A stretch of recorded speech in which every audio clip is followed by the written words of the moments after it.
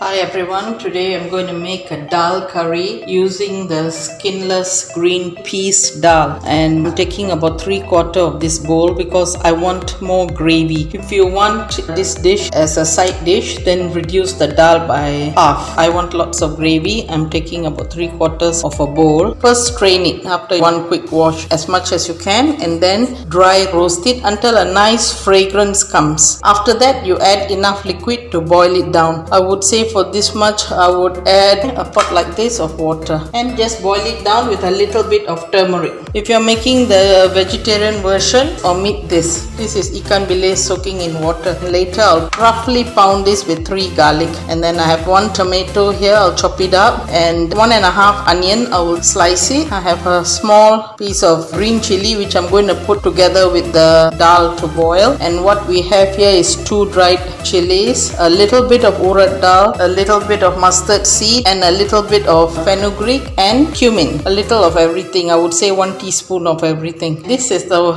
vegetable here. Not many Indians know about it. I only knew about it when I was above 30. Okay, this is a vine of a tomato plant that grows on the ground. So the Indian word for this is manna takali kira. Manna means soil. Okay, manna takali kira. So what you have to do is you buy it in Indian vegetable shops in the market. Okay, it's like a vine, so they'll roll it up like some weed and keep it here and there. So you buy however much you want, but the only parts that's edible is the leaf with the soft stems in it. Discard all the hard stems, put it in a pot and it'll grow. And we also have here asafoetida, a salt and oil, of course. No need for ghee or anything because we are using ikan bilis. If you are not using ikan bilis, maybe you can use ghee. Okay, it should be nice, very nice in fact. Okay, hari ni Aunty akan memasak dal. Dal ni bagus untuk badan. Kita orang panggil pasi paira. Dia sebenarnya kacang hijau yang sudah dibuang kulit. Bila kita beli dalam plastik, you akan nampak macam kekuningan sikit. Apa yang you kena buat adalah mencucinya sekali. Lepas tu taruh dalam kuali dan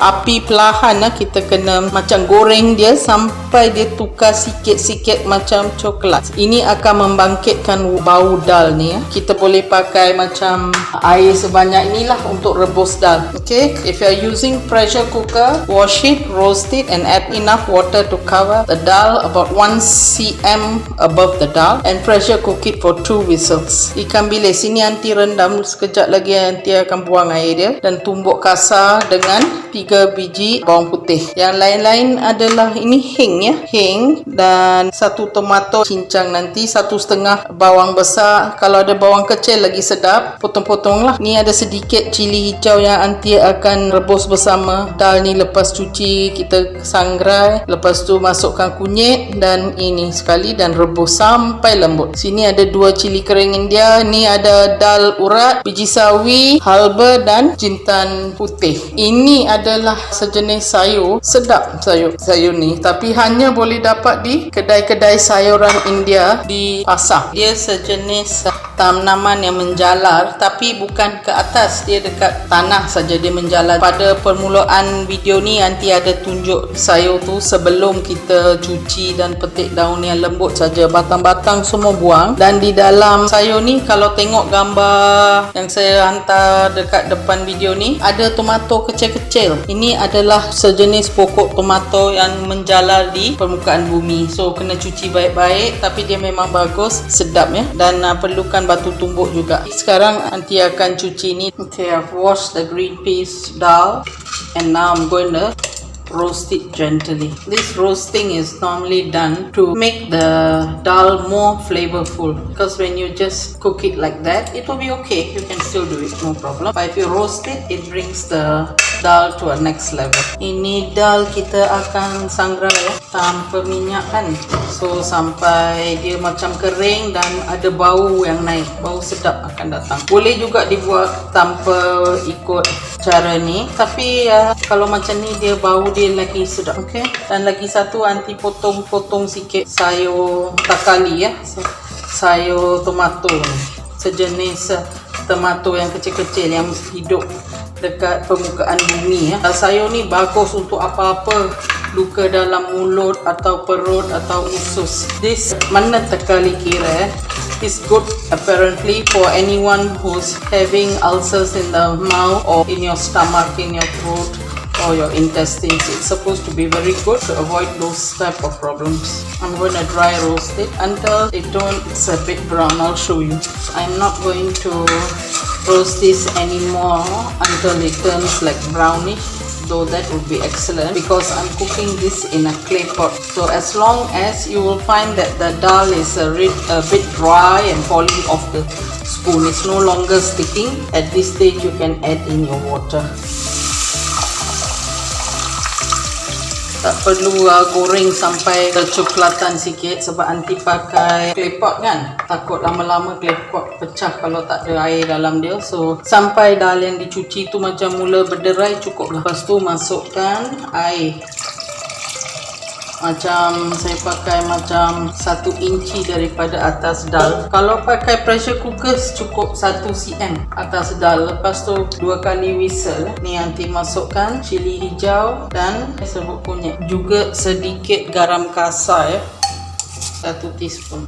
Lepas tu biar dia rebus sampai lembut dan hancur sikit ya, baru sedap. So aunty akan balik lagi lah, mungkin dalam 20 ke minit mungkin lah. I've already put in 1 green chili and 1 teaspoon of rock salt and about 1 inch water above the dal. If you're using a pressure cooker, just 1 cm above the dal would do. 2 whistles and you can off it. And now I'm going to let this boil and I'll come back to you later to show you the next process. The manna takali kira has to be shredded a bit. Just 1 inch shreds is enough. I'm going to use it just a little bit. Oh yes, I forgot to tell. I'm going to add in a little bit of oil because I don't want it to bubble over. Saya masukkan sedikit minyak ya, kalau tak buih-buih tu akan melimpah keluar, dan jangan tutup habis dulu. Macam buka sikit, kalau tak buih-buih tu akan keluar. Smash down the dal. If you don't have this gadget, just use a potato masher. Put a small pot on the stove and heat it up. I forgot to mention we can use a little bit of coconut milk at the end, just a little. And now I'm going to put in oil, about 1-2 soup spoons.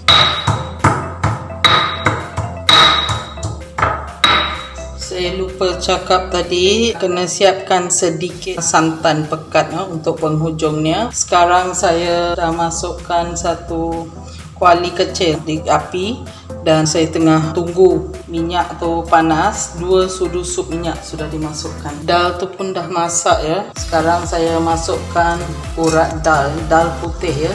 Diikuti dengan biji sawi, halva dan jintan putih. I put in the urat dal, the mustard seeds, the fenugreek and the cumin seeds, and let it toast a bit. To this I'll put in the red chilies. There's no point in putting in curry leaves because you'll never see the curry leaves. And now I will put in the onions.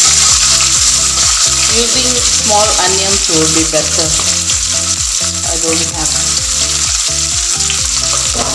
have it ready, so I'm using large onions. Cook the onions down properly.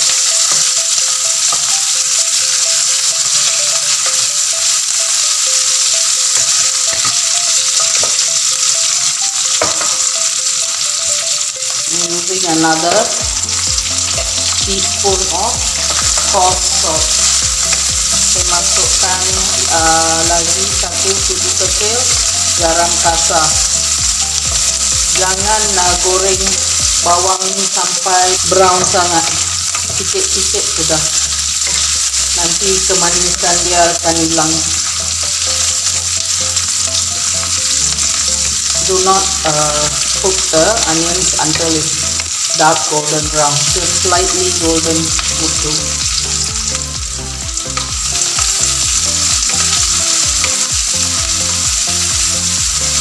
Masukkan ikan bilis dan bawang putih yang ditumbuk kasar ya.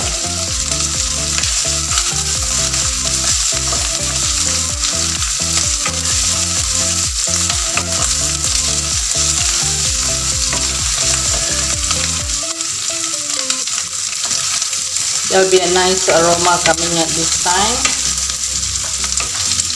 can add in the tomato.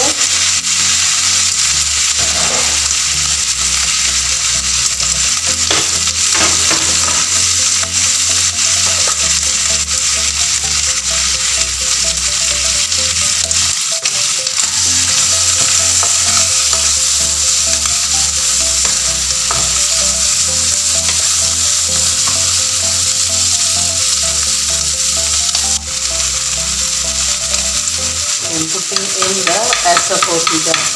Saya masukkan 1/3 sudu sup asafoetida, iaitu hing ya, serbuk hing. Ini adalah untuk memberi rasa yang sedap dan juga untuk membuang angin ya. Bila-bila kita masak dal, kita akan masukkan serbuk ni. Ini adalah gam yang keluar dari sejenis pokok lah. Okay, sekarang saya masukkan daun takali. I'm adding in the takali pire, which is the tomato vine leaves.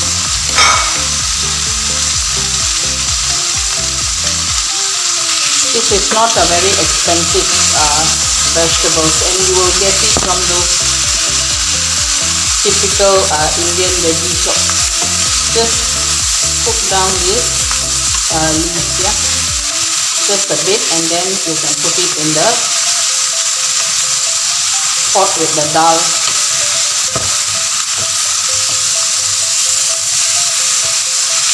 This is a very nice dish to eat. Just cook it down until the raw smell goes.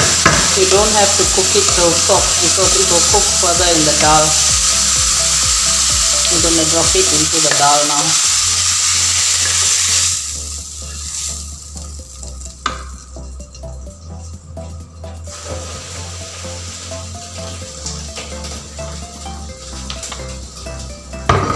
Saya masukkan kesemuanya dalam dal ya.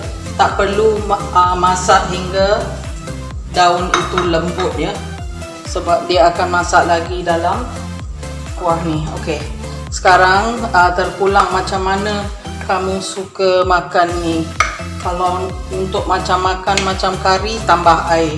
Kalau nak sebagai makanan sampingan dengan nasi, tak perlu banyak sangat air, sikit-sikit. Macam ni pun ada orang boleh keluarkan ya. Tapi saya nak sedikit kuah. Tak pekat sangat, tapi saya nak kuah dia. Okay, lepas ni rasa-rasa lah. You can take it out thick or as a side dish to rice, or you can have it as a gravy dish. Today I want it for gravy purposes as well. So I'm going to add in some water. Depends on how much water you want. And adding in a little bit of the thick coconut milk at the end would be nice. Would make it even richer and tastier. But if you don't want to use it, it's fine. You can still take it out like this. The salt content is really perfect. Just a bit more because this will thicken. When it cools down, it will thicken. So I'm adding a bit more water. The salt content is just nice. I just want to cook down the veggie a bit. I've added about 2 soup spoons of thick coconut milk. Okay, it's just nice. I'm just going to cook it just a bit more. Okay, I'm dishing it out. This will be nice. I'm having this with fried fish, some pickle, and the tauhu sambal, the tauhu balado that I made earlier. It will be a very nice combination. What would be nice is some appam, but I'm too lazy for that now. Okay, do try this at home, and don't forget to share, press like if you like, and first time watchers, please do subscribe if you like it, and do try it at home.